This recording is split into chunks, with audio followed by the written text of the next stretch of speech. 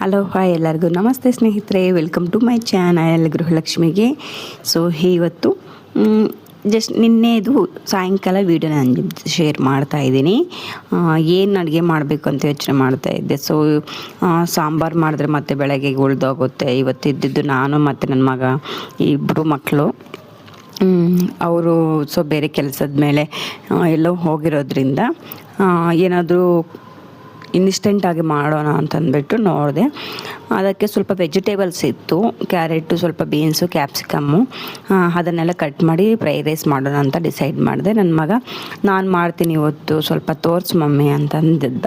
So ಅದೇ ಸ್ವಲ್ಪ ಕಡಿಮೆ ಕ್ವಾಂಟಿಟಿಯಲ್ಲಿದ್ದಾಗ ನೀನು ಬೇಕಂದರೆ ಮಾಡಿಯಾ. ಇವಾಗ ಸ್ವಲ್ಪ ರೈಸು ಒಂದು 4 ಮೆಂಬರ್ಸ್ಗೆ ಆಗೋ ಅಷ್ಟಿದೆ ಅಲ್ಲ. ಸೊ ಬಾಣಲೆ ತುಂಬ ಮಾಡಬೇಕಾಗುತ್ತೆ, ಆದ್ದರಿಂದ ಕಲಿಸ್ಲಿಕ್ಕೆಲ್ಲ ನಿನಗೆ ಆಗಲ್ಲ, ನೀನು ಯಾವಾಗಾದರೂ ಟ್ರೈ ಮಾಡಿಯಾ ಅಂತಂದ್ಬಿಟ್ಟು ಅವ್ನಿಗೆ ಹೇಳ್ತಾ ಇದ್ದೀನಿ.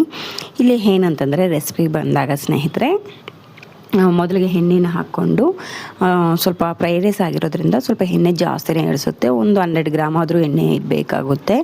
ಅದಾದಮೇಲೆ ಈರುಳ್ಳಿ ಸಣ್ಣಗೆ ಹಚ್ಚಿಟ್ಕೊಂಡಿದೆ ಅದನ್ನು, ಮತ್ತು ಕ್ಯಾಪ್ಸಿಕಮ್ ಹಾಕ್ತಾಯಿದ್ದೀನಿ.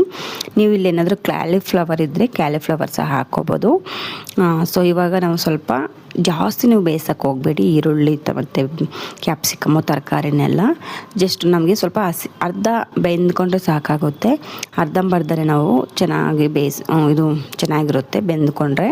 ಇನ್ನೊಂದು ಏನಂತಂದರೆ, ಇಲ್ಲಿ ಸಣ್ಣಗೆ ನಾನು ಕ್ಯಾರೆಟ್ ಮತ್ತು ಬೀನ್ಸನ್ನು ಸಹ ನಾನು ಹಚ್ಚಿಟ್ಕೊಂಡಿದ್ದೆ, ಅದನ್ನು ಸಹ ಹಾಕ್ತಾಯಿದ್ದೀನಿ.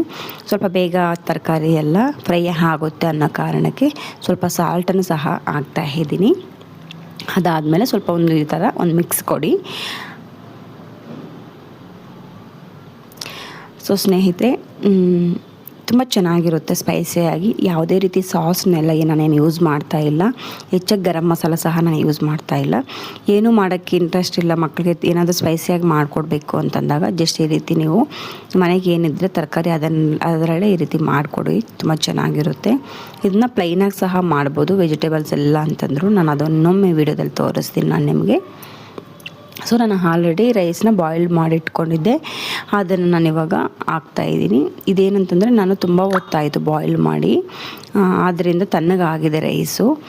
ನೀವೇನಾದರೂ ಬಿಸಿ ಬಿಸಿ ರೈಸ್ ಮಾಡಿರೋದಾದರೆ ಒಂದು ಪಾತ್ರೆಗೆ ತೆಗೆದಿಟ್ಬಿಟ್ಟು ತಣ್ಣಗೆ ಆದಮೇಲೆ ರೈಸ್ ಅನ್ನೋದು ಉದುರುದ್ರಾಗುತ್ತೆ. ಆವಾಗ ನೀವು ಈ ರೀತಿ ಫ್ರೈ ರೈಸನ್ನ ರೆಡಿ ಮಾಡ್ಕೋಬೋದು.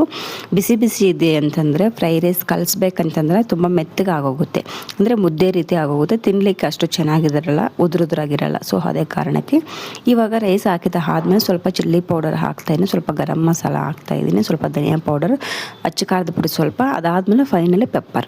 ಫ್ರೈ ರೈಸ್ ಯಾವುದಕ್ಕೆ ತಗೊಳ್ಳಿ ನೀವು ಪೆಪ್ಪರ್ ಪೌಡರ್ ಹಾಕಿ, ಆ ಟೇಸ್ಟೇ ಒಂಥರ ತುಂಬ ಚೆನ್ನಾಗಿರುತ್ತೆ. ಅದಲ್ದಿರ ನಮಗೇನಾದರೂ ಡೈಜೆಷನ್ ಪ್ರಾಬ್ಲಮ್ ಇದೆ ಅಂತಂದರೂ ಪೆಪ್ಪರ್ ಫ್ರೈ ನಮಗೆ ಡೈಜೆಷನ್ ಪ್ರಾಬ್ಲಮ್ನ ಕ್ಲಿಯರ್ ಮಾಡುತ್ತೆ.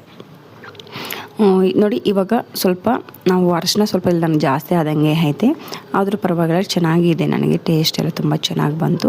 ಇದ್ರ ಜೊತೆಗೆ 1-2 ಮೊಟ್ಟೆ ಹೊಡೆದಾಕಿದ್ರೆ ವೆಜಿಟೇಬಲ್ಸ್ ಫ್ರೈ ರೈಸ್ ಸ್ವಲ್ಪ ಎಗ್ ರೈಸ್ ಆಗೋಗುತ್ತೆ, ಅಷ್ಟೇ ಡಿಫ್ರೆನ್ಸ್ ಇನ್ನೇನಿರಲ್ಲ ಅದಕ್ಕೂ ಇದಕ್ಕೂ. ಎಗ್ ರೈಸು ಸಹ ವೆಜಿಟೇಬಲ್ಸ್ ಹಾಕ್ಕೊಂಡು ತುಂಬ ಚೆನ್ನಾಗಿರುತ್ತೆ. ಬರೀ ಎಗ್ಗಲ್ಲೂ ಮಾಡೋರಿದ್ದಾರೆ, ಬಟ್ ವೆಜಿಟೇಬಲ್ಸ್ ತಿಂದರೆ ಅದೊಂಥರ ಮಜಾ ಟೇಸ್ಟ್ ಇರುತ್ತೆ.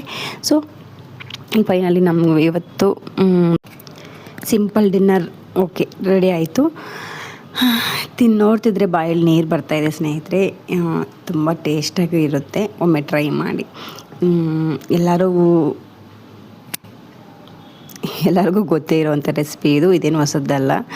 ಸೊ ಯಾರಾದರೂ ಚಾನಲ್ಗೆ ಹೊಸದಾಗಿ ನೋಡ್ತಾ ಇರೋರಾದರೆ ಪ್ಲೀಸ್ ಸಬ್ಸ್ಕ್ರೈಬ್ ಮಾಡ್ಕೊಂಡು ನೋಡಿ ಚಾನಲ್ನ. ವಿಡಿಯೋ ಪೂರ್ತಿ ನೋಡಿ, ನಿಮ್ಗೆ ಉಪಯೋಗ ಅನಿಸಿದ್ರೆ ವಿಡಿಯೋಗೊಂದು ಲೈಕ್ ಕೊಡಿ. ಸೊ ಈಗ ಮಕ್ಕಳಿಗೆಲ್ಲ ರೆಡಿಯಾಗಿ ಕೂತ್ಕೊಂಡಿದ್ರು ಊಟಕ್ಕೆ. ಆಲ್ಮೋಸ್ಟ್ 8:30 ಆಗಿದೆ. ನಾನು ಇವತ್ತು ಸ್ವಲ್ಪ ಲೇಟ್ ಆಯಿತು ಅಂತಂದ್ಬಿಟ್ಟು ನಾನು ಮಾತಾಡ್ತಾ ಬನ್ನಿ ತಿನ್ನೋಣ ಅಂತಂದ್ಬಿಟ್ಟು ಬಡಿಸ್ತಾಯಿದ್ದೀನಿ. ಅವರು ಓದ್ಕೊತಾ ಇದ್ರು ಸ್ವಲ್ಪ, ಆದರೂ ಮಕ್ಕಳಿಗೆ 8 ಗಂಟೆ ಒಳಗಡೆ ಊಟ ಕೊಡಬೇಕು. ಬಟ್ ಮಮ್ಮಿ ಹಂಗೆ ಆಗ್ಬಿಡುತ್ತೆ, ಏನು ಮಾಡೋಕ್ಕಾಗಲ್ಲ. ಸೊ ನಾನು ಇಲ್ಲಿ ಲೈವಲ್ಲಿ ಮಾತಾಡೋಣ ಅಂತಂದ್ಬಿಟ್ಟು ಮೈಕ್ ಸಹ ಸೆಟ್ ಮಾಡಿಕೊಂಡು ಟೇಸ್ಟ್ ಮಾಡಿ ಹೇಳ್ತಿದ್ದೀವಿ ಅಂತಂದ್ಬಿಟ್ಟು ಹೇಳ್ತಾಯಿದ್ದೀನಿ. ಬಟ್ ಟಿ ವಿ ಸೌಂಡ್ ಇದ್ದಿದ್ದರಿಂದ ಅದನ್ನು ವಾಯ್ಸ್ ಓವರ್ನ ಕಟ್ ಮಾಡಿ ಮತ್ತೆ ನಾನು ವಾಯ್ಸ್ ಓವರ್ ಕೊಡ್ತಾಯಿದ್ದೀನಿ. ಸೊ ಇವನು ಬಂದುಬಿಟ್ಟು ನನ್ನ ದೊಡ್ಡ ಮಗ. ಇವನಿಗೆ ಸ್ವಲ್ಪ ಫುಡ್ ಲವರ್ ಇವನು. ಏನಾದರೂ ಸ್ಪೈಸಿ ಫುಡ್ ತಿನ್ನಬೇಕು ಅಂತಂದ್ಬಿಟ್ಟು ಅವನಿಗೆ ಜಾಸ್ತಿ ಇಷ್ಟ. ಸೊ ಹಾಗಾಗಿ ಫಸ್ಟ್ ಅವನೇ ಕೇಳಿದ್ದು ಸ್ವಲ್ಪ ಸ್ಪೈಸಿಯಾಗಿ ಮಾಡಿ ಮಮ್ಮಿ ಅಂತಂದ್ಬಿಟ್ಟು. ಅದಕ್ಕೆ ನಾನು ಇದಕ್ಕೆ ಸ್ವಲ್ಪ ಹಸಿಮೆಣಸಿನ್ಕಾಯಿ, ಚಿಲ್ಲಿ ಪೌಡರ್, ಪೆಪ್ಪರ್ ಪೌಡರ್ ಇಷ್ಟನ್ನು ಆ್ಯಡ್ ಮಾಡಿ ತುಂಬ ಸ್ಪೈಸಿಯಾಗಿ ಮಾಡಿದ್ದೀನಿ. ಸೊ ತುಂಬ ಚೆನ್ನಾಗಿತ್ತು ಸ್ನೇಹಿತರೆ. ನೀವು ಈ ರೀತಿ ಏನಾದರೂ ಉಳಿದಿರೋ ಅನ್ನದಲ್ಲಾಗಿರ್ಬೋದು, ಇಲ್ಲ ಬಿಸಿ ಅನ್ನದಲ್ಲಾಗಿರ್ಬೋದು ಮಾಡ್ಕೋಬೋದು. ಉಳಿದಿರೋ ಅನ್ನ ಇದ್ದರೆ ಬಿಸಾಕ್ತೀರಾ, ಅದ್ರ ಬದಲು ಈ ರೀತಿ ಮಾಡ್ಕೊಂಡು ತುಂಬ ಚೆನ್ನಾಗಿರುತ್ತೆ. Thank you for watching.